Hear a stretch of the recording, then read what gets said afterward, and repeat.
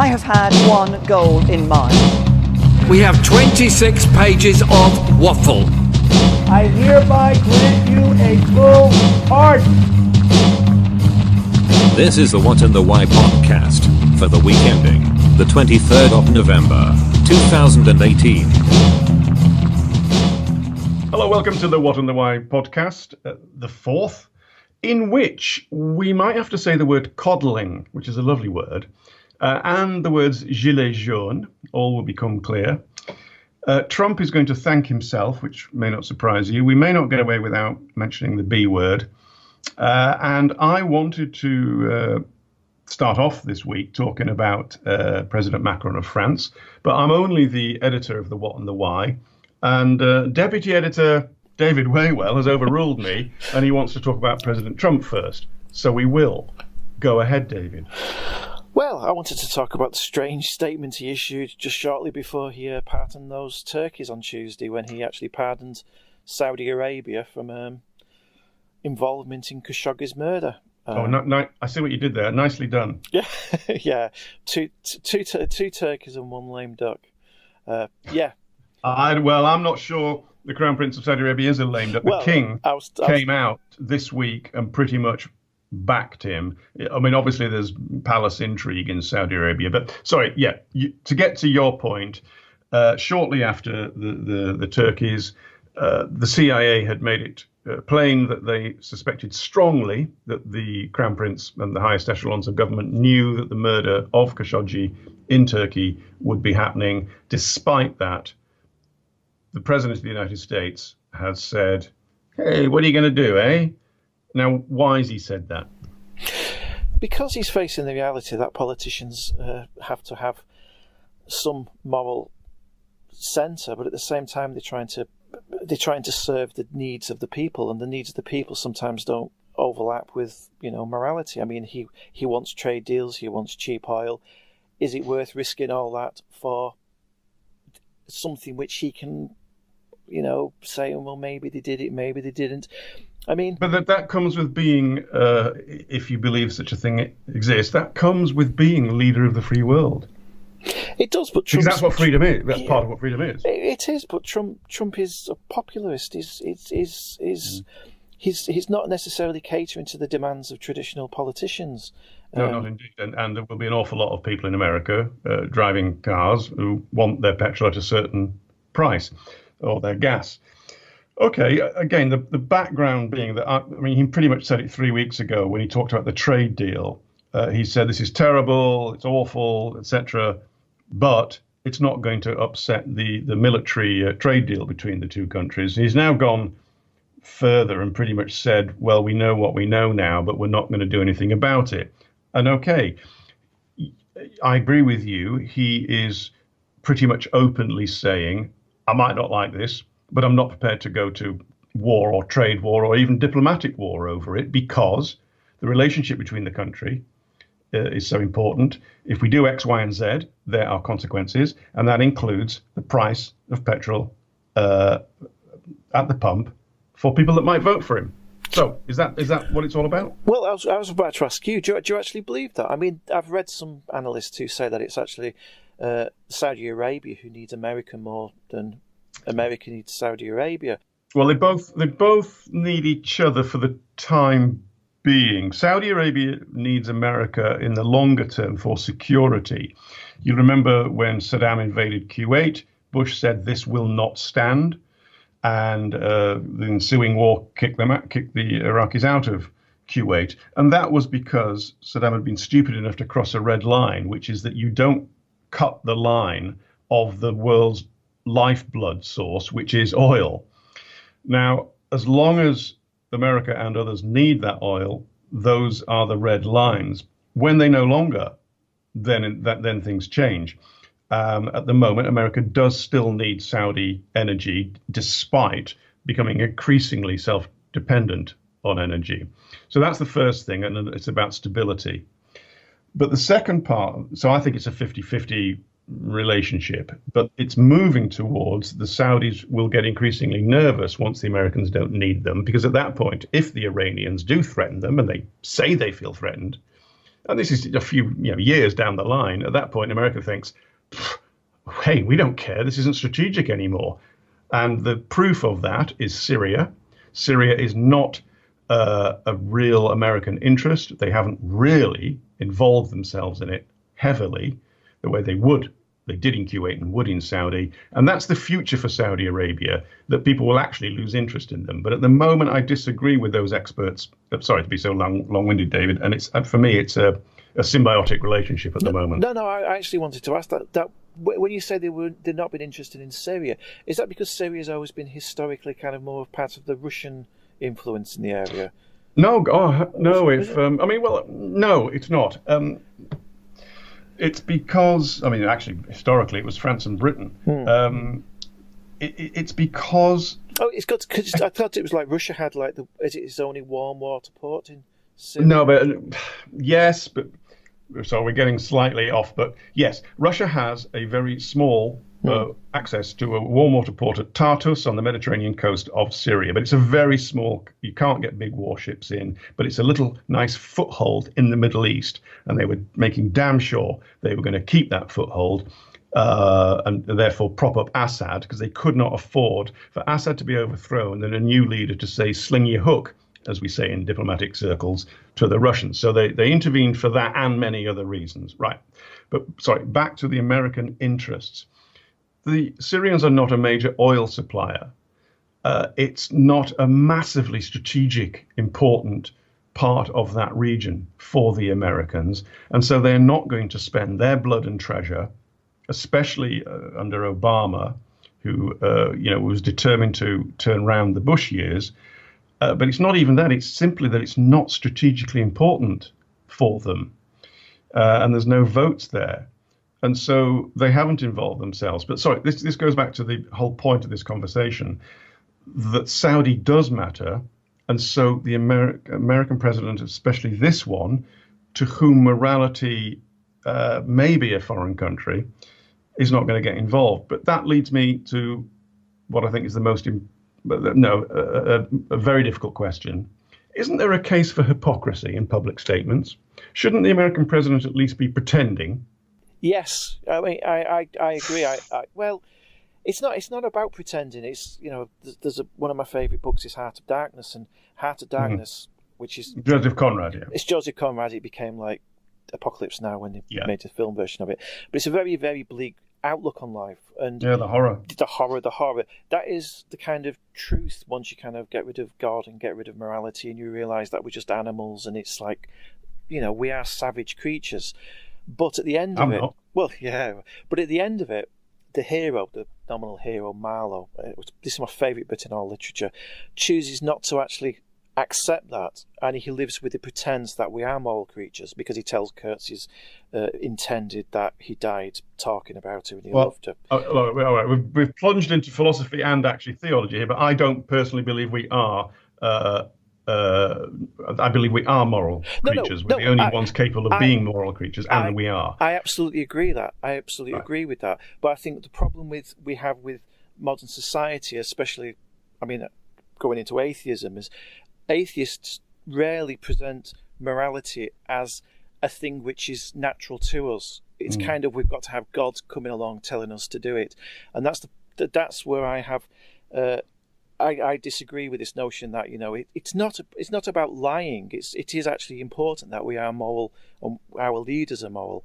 And I think what Trump's doing is what he's done right from the beginning of his presidency, realising that he can get away with these pronouncements as long as he delivers what his base voters want him to deliver. Right. So there's a sort of bracing realism to his lack of pretense at being moral. I think you can make an argument, and I've never actually really thought about it much or articulated it. I've often dwelt on it briefly. I think there may well be a case that you should occasionally be a hypocrite, say moral things, simply to try to hold a certain level of behavior to which you should at least aspire to. He doesn't go anywhere near that. And as I said, you can call that bracing realism. or you could just call it amoral. It's the kind of Bill Clinton argument. I mean, he kind of presented himself. He said he kind of accepted that he wasn't a moral person, but he was going to be a moral president. That's what he kind of, after George Bush had lied about taxes, that was like that kind of Bill Clinton approach. I don't necessarily. I don't think it excuses Trump. I think I want a moral president. Yes, I do. But also, and this is going to lead us to Macron, there is also our own hypocrisy in that many people know this sort of stuff deep down. And if you really put it to them, look, shall we just break relations with Saudi Arabia and never buy a single gallon of petrol from them again? These are the consequences.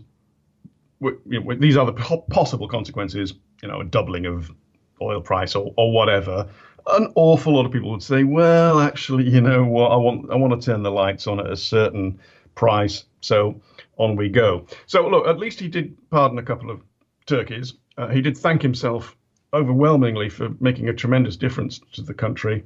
So, he's not doing all that bad, according to himself. Now, President Macron, and the Gilets jaunes. Gilets jaunes, yellow vests. Over the weekend, and it went into Monday and Tuesday, more than 300,000 French people demonstrated against the fuel rises. Most French vehicles run on diesel, and he has raised the price of diesel 26% just this year. That's a lot. So the French, as they often do, are revolting in large numbers. And afraid there's been one fatality so far, about 500 people injured, quite a few dozen arrests, and there's more to come over the next few days. So Macron's price rises were because he wants a greener France and a greener world. We can all salute and support that, can't we, David? Well, yeah, we can, but do we really? I mean, for example, it's Good Friday, Black Friday rather. It's Black Friday today. I've just travelled 5 miles and it's cost me nearly £6 on an empty bus that nobody's travelling on. So, what do people want? Do they want the private cars, or do they want a transport system that's environmental and clean and yada yada yada? It's the great problem of our age. People want to be environmental, but they want other people to be environmental so they can stick with their cars. I don't know how we square that circle. I've got a hybrid. I'm on the side of the Angels. But on the other hand, tomorrow I'm driving 400-mile round trip to see my team Leeds United. I can just about afford to do it.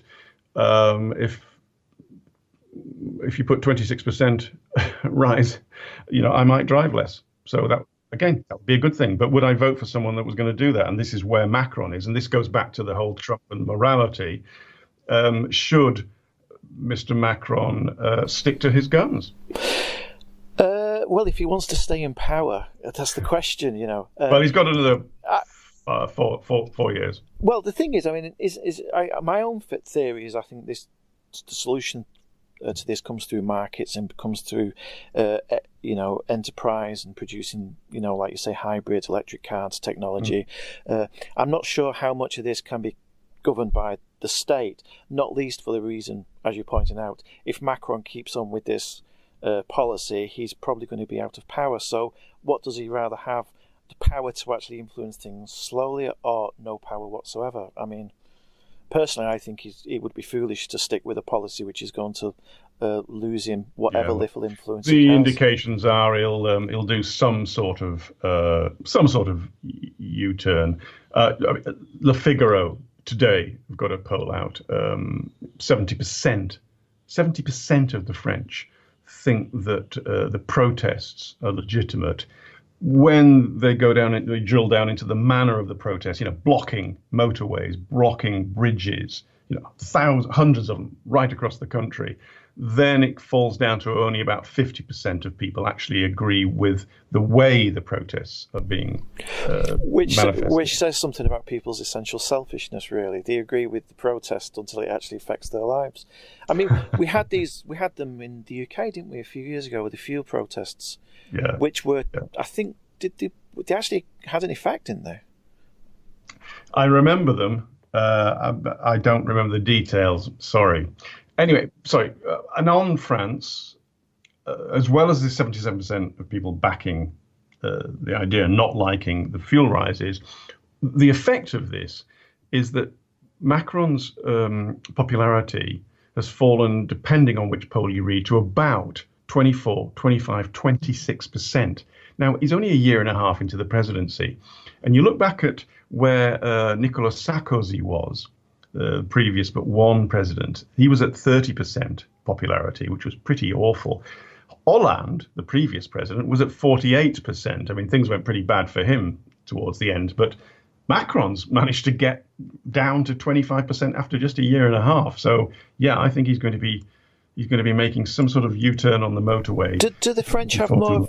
Do the French have more of a history of being like rebellious towards the leaders? Oh, absolutely. Yeah. I mean, going back all the way to Robespierre and the Terror and the Revolution, they do. Yeah. No, they very much do. Mostly over the past century, driven by the unions, particularly in the last 50 years, by the CGT, which is the communist-dominated union, which has always been at the forefront. But they come out anyway. The students, it's a great tradition of street protest. 1968, the Paris riots, etc. Although, of course, what happened after 1968 was that de Gaulle and the Conservatives were swept back in by a horrified nation. But that's a different conversation. Yeah, but it's fascinating that Macron could get down to 20-odd%, whereas Trump could literally kill somebody and he's never going to drop lower than 40%. And even in the UK, we've got Corbyn and May, and the figures are pretty much stuck for. I mean, well, at the moment, but you know who's highest in the polling for Prime Minister? Go on. Don't know. No, I don't mean I don't know. I mean, don't know. Polls is the most popular Prime Minister we have at the moment, and probably followed by none of the above. None of the above for President. Right. Okay. I mean, so. It's the same ballpark, isn't it? Trump and Macron and these ideas about petrol and fuel is at the forefront of their thinking. France he's determined to modernize France, and in the teeth of the unions, he's trying to do it. What's different about this one, the Gilets jaunes, the yellow jackets, because they're all wearing the high-vis jackets on the protests, is that some of the right of centre and even the Front National, we've changed its name now, are in support of them. And it does seem to be a very broad brush movement, this. So it's one to watch, because what's at stake is Macron's ability to move France in a different direction, and also in a wider sense, if he wants to be the leader of the free world. And the article I wrote was, that there's a vacancy. He reckons he can fill it, but it's pretty hard to fill it if you just have, you're falling apart at home. And speaking of falling apart at home, see what I did there? I did. Yep. Where are we going? Brexit. Yeah, and it's the same story. Please, David, briefly. It's the same story, isn't it? It's all about delivery. Well, no, okay, but go on. Tell me, why is it the same story? Well, it's about, Theresa May now has a deal which is a compromise, and the European Research Group and the harder Brexiteers are protesting about it. But it's all about, once you leave Europe and you start to have to make negotiations with people, it's about what you can deliver. And I think what Trump, that kind of realpolitik of what Trump was going through with Saudi Arabia, Macron is kind of trying to get through and deliver a policy with people who are perhaps looking out for their own interests. Britain now, is struggling to sort of establish trade relationships with people who are holding the power, and I just think it's the similar story of delivery and the failure of delivery. Well, 3 weeks ago we discussed it, and I gave you this route through how she could possibly get the deal through Parliament. Whilst I must say, saying I don't think she'll be able to, but unlike most analysts, I think I can see the possibility of it. I'm sticking by it. I actually think it's partially come true that she's been out there trying to explain it's this or hard Brexit. Of course, there are going to be other potential scenarios, but she's out there selling it. The public apparently have slightly warmed to her because they do love a trier. But yeah, the maths are still against her at the moment, and we're still heading in rather rapidly into uncharted territory. And that's quite enough Brexit. So finally, no caps. No caps. Remember that story? No caps. Or Yep. cats. Caps, CAPS. Oh, I'm obsessing with cats because I've got this mouse in my roof. But go on, cats. I don't mean the common agricultural policy. Leeds Trinity University Journalism School allegedly put out a memo saying to its professors, to its lecturers, you mustn't use caps and shout when you're emailing your students because it might damage them and it might upset them. Now, I looked into it and I saw the memo, and it had been vastly blown out of proportion. But a couple of things struck me. One was how it was the Daily Express that did the story first. And then I followed this story on the Mail, a New Zealand Herald, the Metro newspaper, Yahoo News, and several others. And every single one of them had picked up the Express story and rewritten it.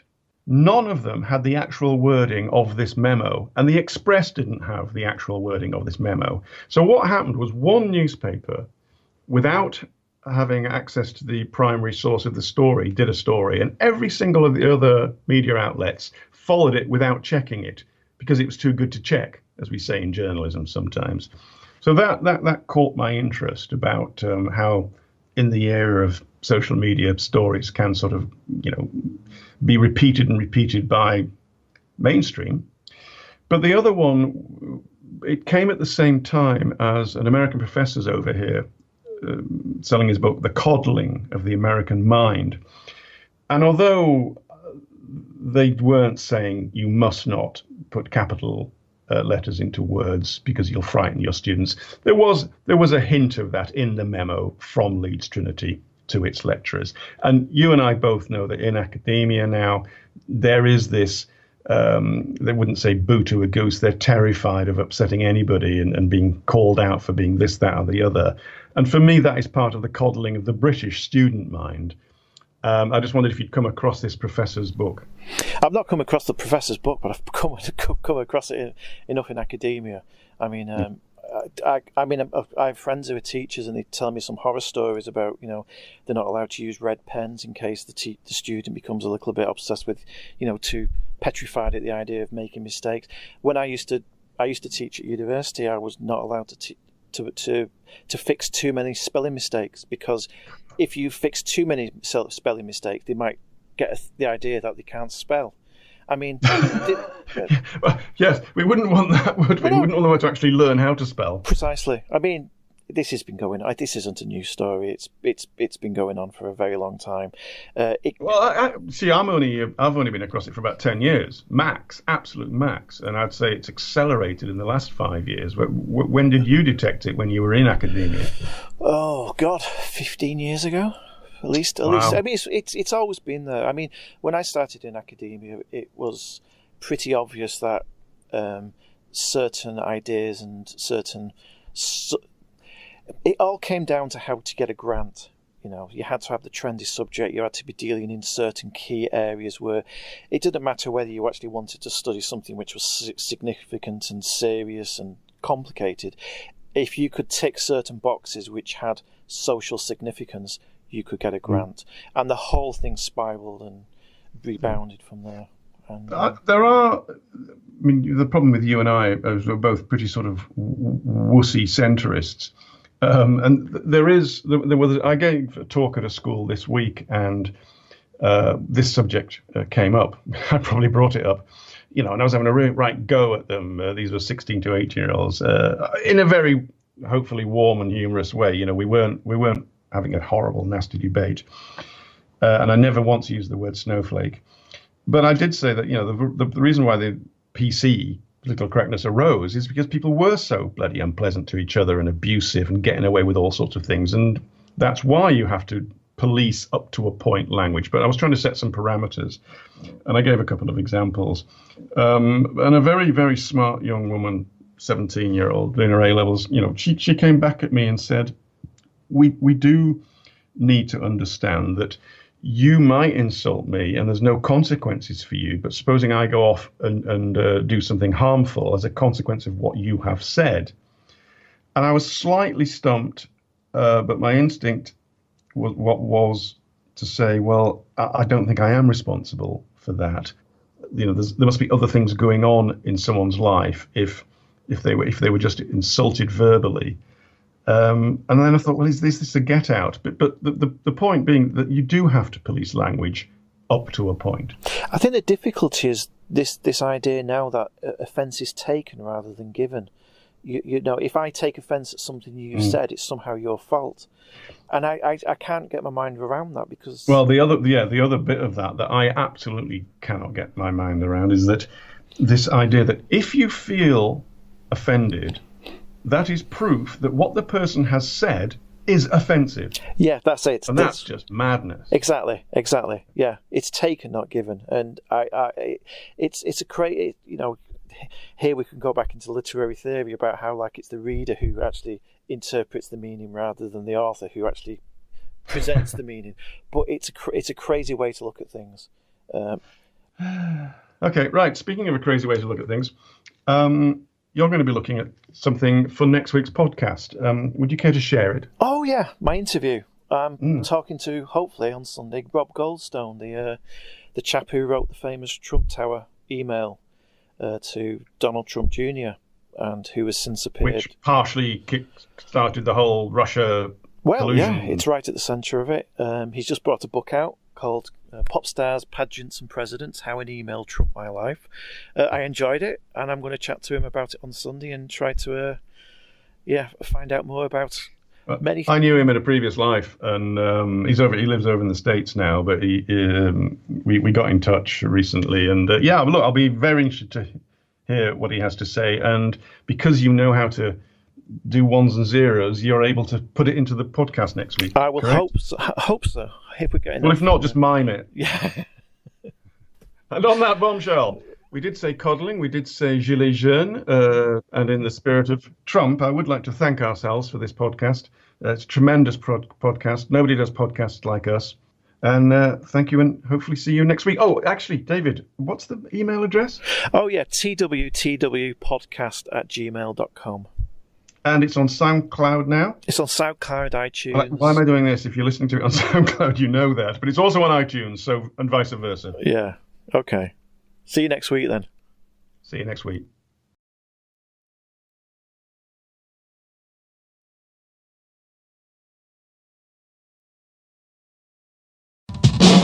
The end is in sight. The colourful phrase used by a charismatic figure. This is the Trump shutdown. Thank you, God bless you, and God bless the nations of the world.